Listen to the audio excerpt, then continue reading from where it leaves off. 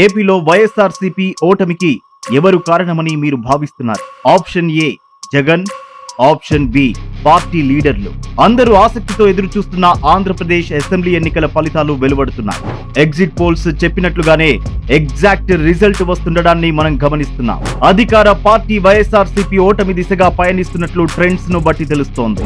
వరుసగా రెండోసారి ఆంధ్రప్రదేశ్ ముఖ్యమంత్రిగా ప్రమాణ స్వీకారం చేసేందుకు తేదీని, వేదికను ముందే ఫిక్స్ చేసుకున్న వైఎస్ జగన్మోహన్ రెడ్డి నాయకత్వంలోని వైఎస్ఆర్సీపీకి ఆశాభంగం ఎదురవుతోంది.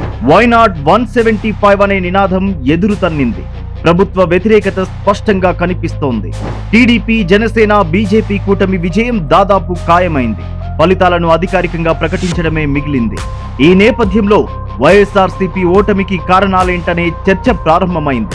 ఆంధ్రప్రదేశ్ శాసనసభ ఎన్నికల్లో వైఎస్ఆర్సీపీ అంచనాలు తప్పడానికి, పరాజయం పాలు కావడానికి ముఖ్యమంత్రి, ఆ పార్టీ అధినేత వైఎస్ జగన్మోహన్ రెడ్డి కారణమనే విశ్లేషణలు వినిపిస్తున్నాయి.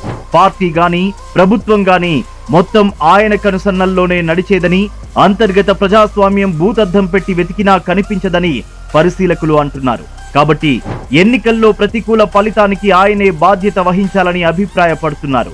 వైఎస్ జగన్ ప్రతిపక్ష నేతగా ఉన్నప్పుడు ప్రజలకు అందుబాటులో ఉండేవారని, సీఎం అయిన తర్వాత ప్రజల సంగతి పక్కన పెడితే కనీసం మంత్రులకు గాని, ఆ పార్టీ ఎమ్మెల్యేలకు, ఎంపీలకు గాని అపాయింట్మెంట్ ఇచ్చేవారు కాదని విమర్శకులు పేర్కొంటున్నారు. ప్రభుత్వ కార్యక్రమమైనా, పార్టీ ప్రోగ్రాం అయినా జగనే ఒక్కడే ఫోకస్ అయ్యేవాడు తప్ప మరో నాయకుడికి ఛాన్స్ ఇచ్చేవాడు కాదని అంటున్నారు.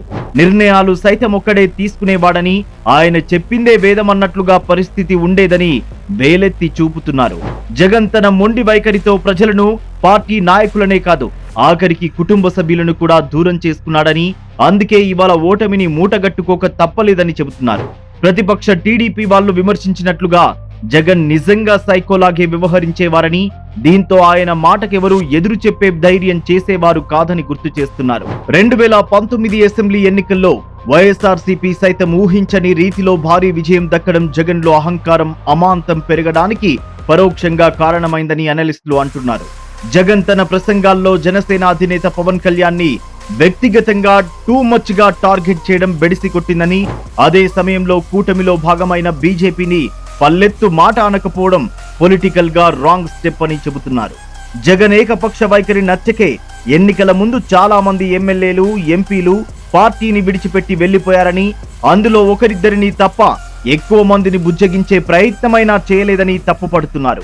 పోయేవాడు పోతాడు, ఉండేవాడు ఉంటాడు అనే నిర్లక్ష్య ధోరణిని ప్రదర్శించారని, పార్టీ పెట్టిందే నేను, అలాంటి నాకు ఎదురు చెప్పడం ఏంటి అని జగన్ విర్రవిగడం వల్ల పరాజయాన్ని చవి చూడక తప్పలేదనే టాక్ వినిపిస్తోంది. 3 రాజధానుల విషయంలోనూ ఆయన గుడ్డిగా ముందుకు వెళ్లారని, ప్రజాభిప్రాయాన్ని పరిగణలోకి తీసుకుని తప్పులను సరిచేసుకునే ప్రయత్నం చేయలేదని, అందుకే ఇలాంటి పరిస్థితి దాపురించిందని చర్చించుకుంటున్నారు. మరీ ముఖ్యంగా ఎన్నికల ముందు ఎమ్మెల్యేలను, ఎంపీలను మార్చడంతో ఇండైరెక్ట్ గా ఓటమిని అంగీకరించాడని, అభ్యర్థులను మార్చకపోతే గెలవడం కష్టమని ఆయనకు ముందే తెలిసిందని, అందుకే చివరి నిమిషంలో నిలకడలేని నిర్ణయాలు తీసుకున్నాడని పట్టి చూపుతున్నారు.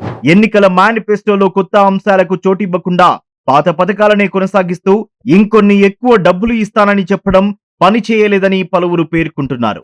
బాబాయి వివేకానందరెడ్డి హత్య కేసులో యూటర్న్ తీసుకోవడం జగన్ కి మైనస్ గా మారింది.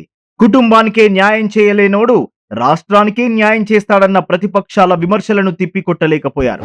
ఇలా చెప్పుకుంటూ పోతే జగన్ చేసిన తప్పులు అన్ని ఇన్ని కావని విశ్లేషకులు భావిస్తున్నారు.